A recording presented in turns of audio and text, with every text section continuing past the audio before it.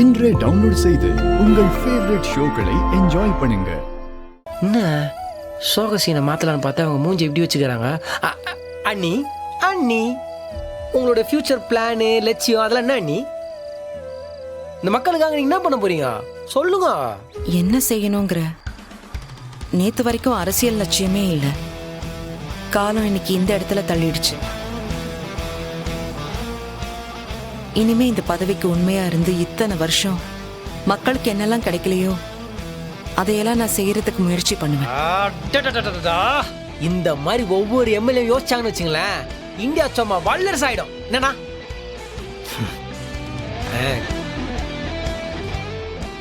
Owner, உங்களோட future plan என்னன்னு சொல்றீங்களா? என்ன கேட்டா என் அப்பாவோட லட்சியத்தை ஓரளவுக்கு நிறைவேற்றியாச்சு. அவர் பேரு உலகம் முழுக்க பேசணும். அதனாலதான் இந்த என்ஜின் வேர்ல்டு ஃபுல்லா மார்க்கெட் பண்ணணும்னு நினைச்சுக்கிட்டு இருக்கேன். அது நடக்கும்னு ஒரு நம்பிக்கை இருக்கு.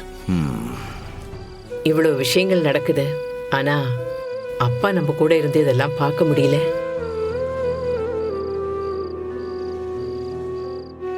அவர்கிட்ட பேசணும்னு நினைச்சா கூட முடிய மாட்டேங்குது. அக்கா, இன்ஜினை ரெடி பண்ணும்போது அப்பா எனக்கு ஒரு தடவை போன் பண்ணாரு. அப்படியா? என்ன சொன்னாரு? அப்பா நம்மளை பார்க்க எப்ப வராராம்? அம்மா நீ பேசுனியா? என்ன சொன்னாரு?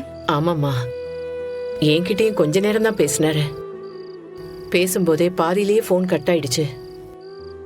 உங்க அப்பாவால இப்போதைக்கு வர முடியாதாம்மா, ஆனா சீக்கிரம் வந்துடுறேன்னு சொல்லியிருக்காரு. பாப்போம். அப்பா எனக்கு வாழ்த்து சொன்னாருக்கா. உன்னை ரொம்ப விசாரிச்சாரு. நீ எம்எல்ஏ ஆயிட்டேன்னு அப்பா கிட்ட சொன்னதும் ரொம்ப சந்தோஷப்பட்டாரு. ஆனா அப்போ உன்னால அப்பாவோட குரலை கேட்க முடியல.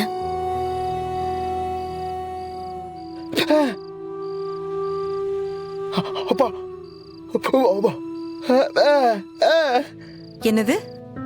அப்பாவோட வாய்ஸ கேட்கலாமா? எப்படி?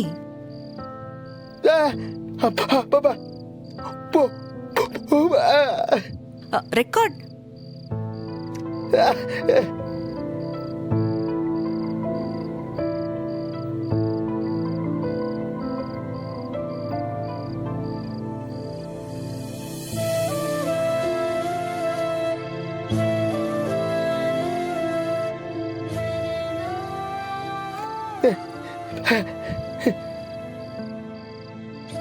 அப்பா, அக்கா எம்எல்ஏ ஆயிட்டாப்பா.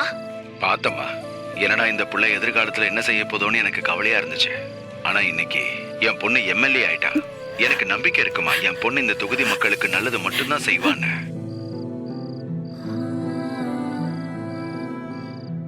அவ அமைச்சராகி வாழ்க்கையில பெரிய இடத்துக்கெல்லாம் போக போறா. நீ வேணா பாரு.